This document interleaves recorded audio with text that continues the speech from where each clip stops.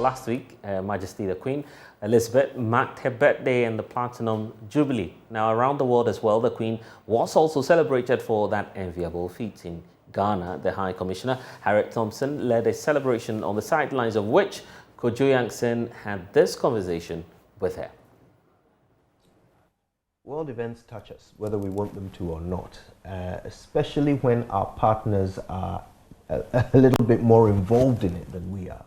The United Kingdom, as a member of the UN Security Council, has made quite clear their views on what's happening in the Ukraine. Today we have the opportunity to sit with the UK High Commissioner to Ghana to learn a little bit more about the UK's approach to this and how they are working with Ghana in light of the recent events since Russia invaded Ukraine. Your Excellency, it's a pleasure to sit with you. Thanks for making the time. Thank you.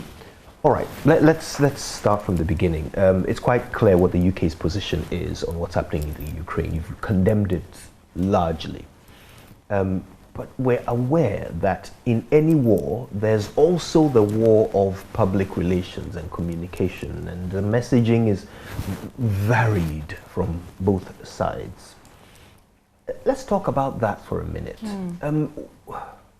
How is the world to trust one side of the story over the other? How is the world to trust the West's side of the story of what's happening in Ukraine? It's a good question, and I think this war particularly shows us the power of information and the power of how information can be used to sway the picture, to sway public opinion, and to sway, therefore, people's actions. What is important is the objective collection of evidence now, so that it can't just be your view against your view. It is evidence showing and demonstrating what has actually happened, the truth. That is why it's so important that there is currently an international effort to gather that evidence in Ukraine, so that we have a record, so that when the time is right, the International Criminal Court can use that evidence and hold whoever is responsible to account for whatever crimes have been committed. So it's not a West against the rest, it's collectively gathering the evidence and taking an objective position. If I may also pick up on something that you opened with, you've talked about the UK's visible demonstration of our strength of feeling about Russia's actions, including as a member of the UN Security Council. I want to also recall and commend Ghana's own role on the UN Security Council, Ghana's own role of standing up in this instance, but also more widely as the chair of ECOWAS, for the principles of sovereignty and of democracy. To be fair, though, this gathering of evidence, Russia is not involved in that, are they? So in a way, they would be forgiven for suggesting that it's a one-sided gathering of evidence. How will that be reconciled once this is all over and this evidence is presented as evidence of crimes that Russia has committed? So Russia is a member of the international community. It is Russia's decision to take part or not in the international rules-based institutions. What we've seen, including in how they are acting currently at the UN, is their continued misrepresentation of the facts, misinformation, disinformation, and outright lies. It is important for both sides of any story to be heard. Both sides need to come with their evidence, not just with the sound bites, with the claims, but with the evidence. That's what's really crucial here. On the topic of information, if I may just talk briefly about one of the projects that the UK government has been running here in Ghana recently. We have had some of our strategic communications experts over from the British government working with the Ministry of Information for the last few months, helping them to identify misinformation and disinformation. Not with any particular country in mind, not with any actor in mind, but in general, we live in an age of information. It's coming at us from all angles, and being able to apply that power of critical thinking to understand what is true or what is not, and where we find untruths, where there's misinformation, where there's disinformation, being able to get that accurate narrative out there is absolutely crucial. The sanctions that have been leveled against Russia are quite far-reaching. Just this morning, I was watching a story about hundreds of millions of dollars worth of vehicles that have been impounded in Belgium, which will not make their way to Russia. And, it's all part of the sanctions. In the UK, we've seen similar moves.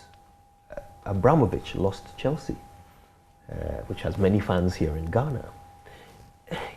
What was the idea there? Is it simply because he's a Russian? Or is there some direct link between he in particular and what's happening in the Ukraine? The sanctions that the UK has applied in conjunction with many international partners around the world are the most far-reaching sanctions that we have ever applied, and deliberately so.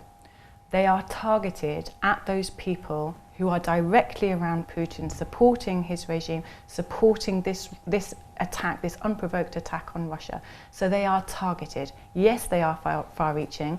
The impact of them is heavy, but it's targeted on those individuals who are most involved in that regime. There's been a concerted effort to identify those people and to take the measures that will have greatest impact on those people.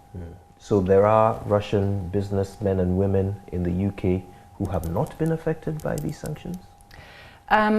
Potentially, though I would say the nature of the sanctions, the nature of how business works in Russia means that very many of them will have been. That is deliberate, because we do not want people in the UK who are supporting Putin's regime, who are therefore directly or indirectly supporting this unprovoked attack on Ukraine, to be benefiting by being able to do business in the UK or with the UK. So there are very many Russian people who are living in the UK, who have been there for many years, whose families are there, whose homes are there. There are people who have nothing to do with the war, have nothing to do with the government, and those people will not be affected by those sanctions. But people like Roman Abramovich, whose connection with the regime is clear, they will be, and deliberately so. This conflict is affecting economies all around the world. UK is no exception. Another thing that is affecting economies all around the world is COVID. So this year, UK has seen some austerity measures put in place just to help the economy survive. How has this affected trade and aid between UK and Ghana? So we saw, unfortunately, the move by the UK from spending 0.7% of our GDP on our aid budget, our overseas development assistance, to 0.5%, and that has had an impact right the way across the world. However, we are still a major donor. We still spend over £10 billion a year on overseas development assistance, and a huge proportion of that is still coming to Africa, to the continent of Africa. But it's not just through our overseas development assistance that we are supporting the development of countries like Ghana. It's also, as you mentioned, the involvement of the private sector, and through them the investment, the trade that will provide the economic conditions to create the jobs that Ghana so desperately needs. And that is still happening. I enjoy every day, every week, getting out and meeting some of the companies, small or large, that are contributing that are a part of that important element of our partnership. Our Foreign Secretary announced recently the renaming of CDC, the reform of CDC, our Development Finance Institute. It's now known as British Investment International, and Ghana will continue to see, in fact, we'll see more of the involvement of that organisation here as we open an office here, and as we think about how we can use that instrument in a way that meets the conditions here in Ghana. Over 60% of their budget will continue to be spent on the continent of Africa. So we're still here, both from the government, ODA perspective, and with our private sector. And it's about ideology. We've all condemned what's happening in Ukraine. Ghana has condemned it, just as the UK has.